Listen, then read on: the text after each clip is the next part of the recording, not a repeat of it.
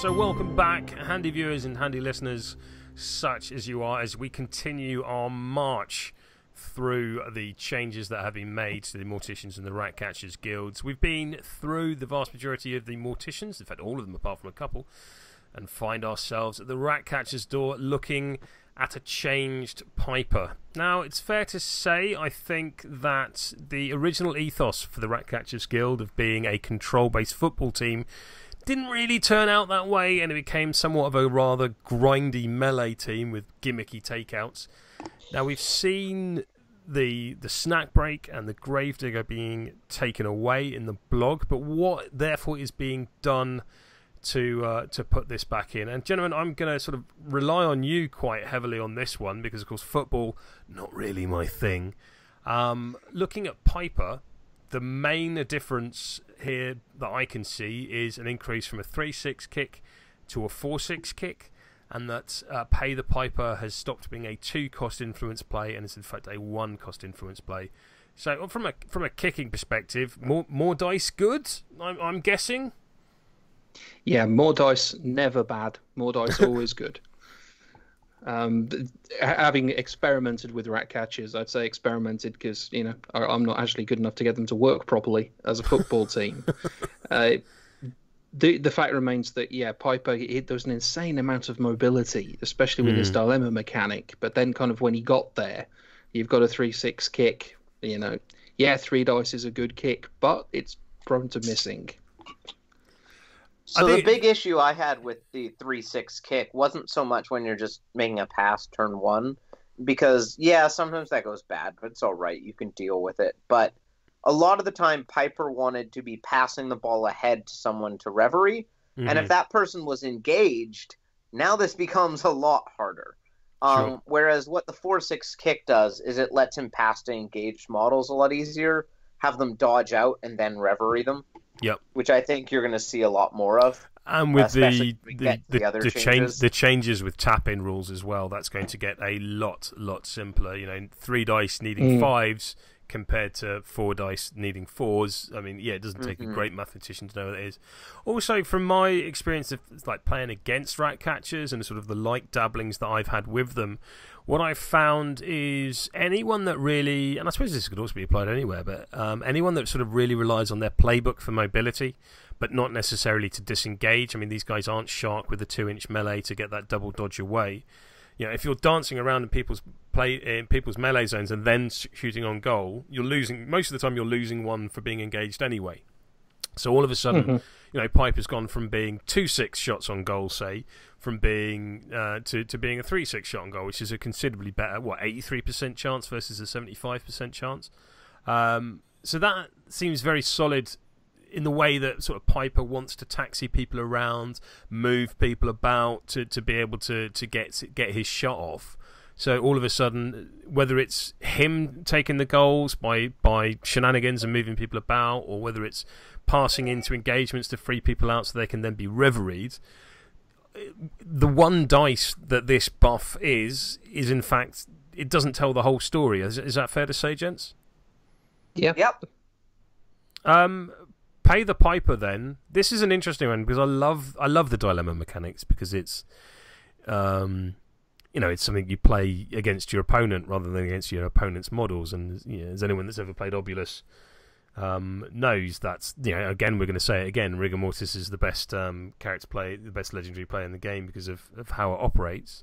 Pay the Piper sort of feels like a little mini one of those to me. And going down to a 1 influence purchase, I think this is fantastic.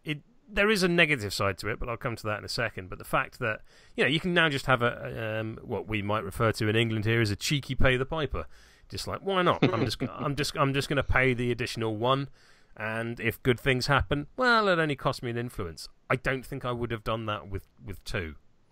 I don't think I've ever seen it paid for, and I don't even think I've ever seen it taken off the book when I've played against Piper. So I think, because a lot of the time you're just going for the momentum and the double pushes to get someone off the pitch. Yeah. So I think being able to buy it for 1 is quite cool. I'm interested to see if it makes it more common or not. Yeah, I'm hoping it does because it's an interesting little little mechanic, especially when you combine it with, say, the new veteran Graves exhaustion aura. It's a case of, well, you know, if you've got Piper and Graves there, and he's got exhaustion up, he attacks you. Do you want to pay the 2 for the counter attack? And if you do pay the 2, then I'm getting 1 as well. I think that plays that. Sorry. No, carry on, mate. I was going to say it increases the control propensity for the team. The fact that yes, pay the Piper. Yes, you can do it now. It doesn't cost the earth, and you can start comboing it with other parts of the team as well, like, as you say, veteran Graves. The downside to it for me, or I'm not sure downside's the right word, but just, it raises an eyebrow. It's that non-momentous guild ball on 3. I don't know when I'm taking that, frankly.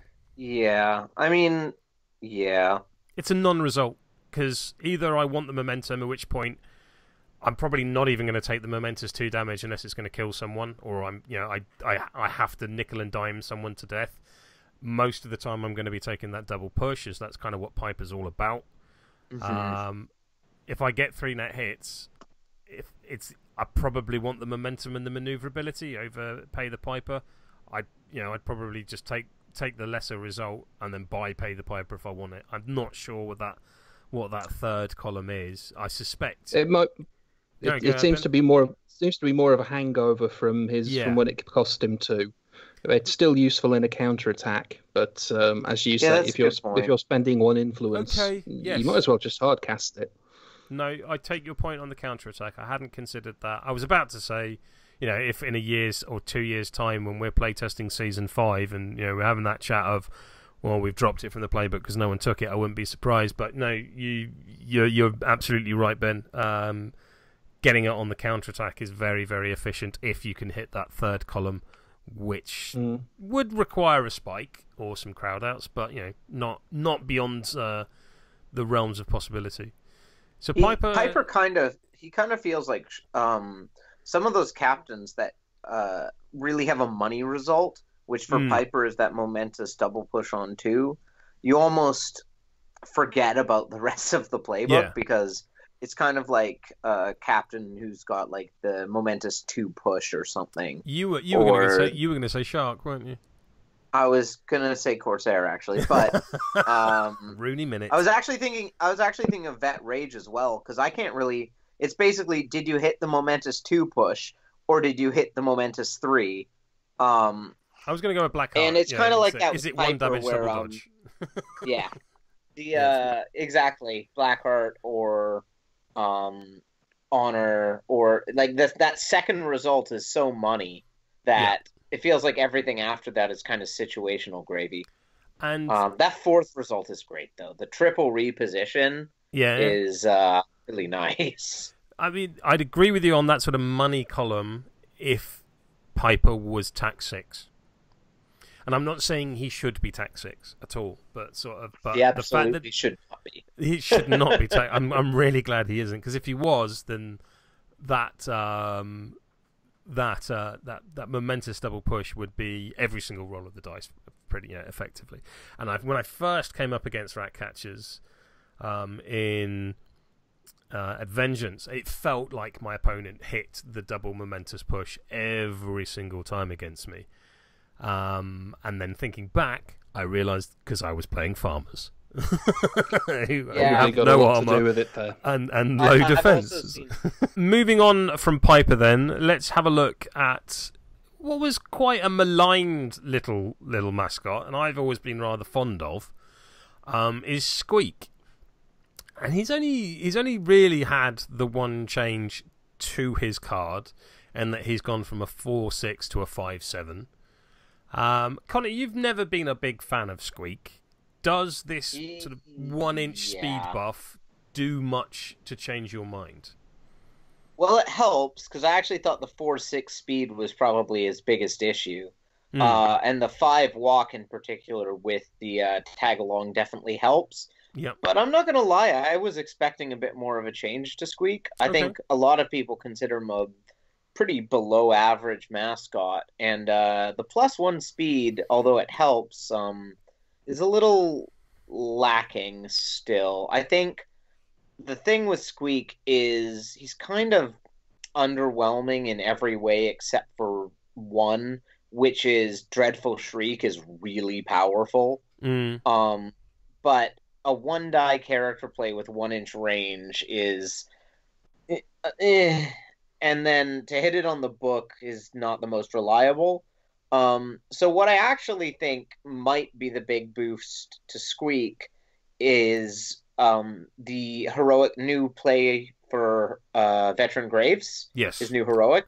Absolutely. Whereas when we talked about Vile Swarm, I mentioned the fact that it felt a little unnecessary because he was already furious. That play feels incredibly useful in Ratcatchers because Squeak getting 2 to charge does not feel good. Squeak charging for free and hitting a Dreadful Shriek on a fast model can just be backbreaking. Yes. I mean, if they were a 13 influence team before, they're a pseudo 15 influence team now, which is no small thing. Equally, I think the passing rules changes will do Squeak a lot of good. In that, it's entirely reasonable for him to have the odd cheeky reverie goal. It's an 11-inch threat, which will be the sort of thing that decides games. Equally, 2 dice needing 3s to tap and pass amongst his own lines is fine. The miasma disease trick of miasma moves forward, takes Squeak with her, gives her disease. Squeak then moves forward another 6 inches, and then Piper reveries him another 6 inches. Sorry, another 7 inches now to really throw disease into your opponent's lines. Turn 1 is better if that's a valuable tactic. I'll let people make their own minds up.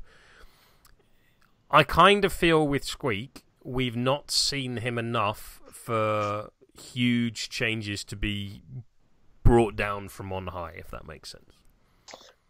Yeah, I mean, basically, we'll see. Like, Season 4 will show whether or not he's good enough now, and whether people were just underestimating how powerful that Shriek is, and that it's worth the influence, or in this case, momentum, to set up. I'm quite interested, because it does feel like he's so much more valuable if Graves is in your 6.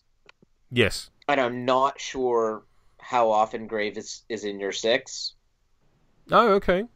Well, not because he's bad. I just don't know who's in your 6 really, and he's So it'll be interesting to see. I think one thing's fair to say that both Piper and Squeak will be auto takes, and that is the kind of level of insight that has brought you to the Beard Minis Network. We shall return in just a moment on the next track with Miasma and Pelage.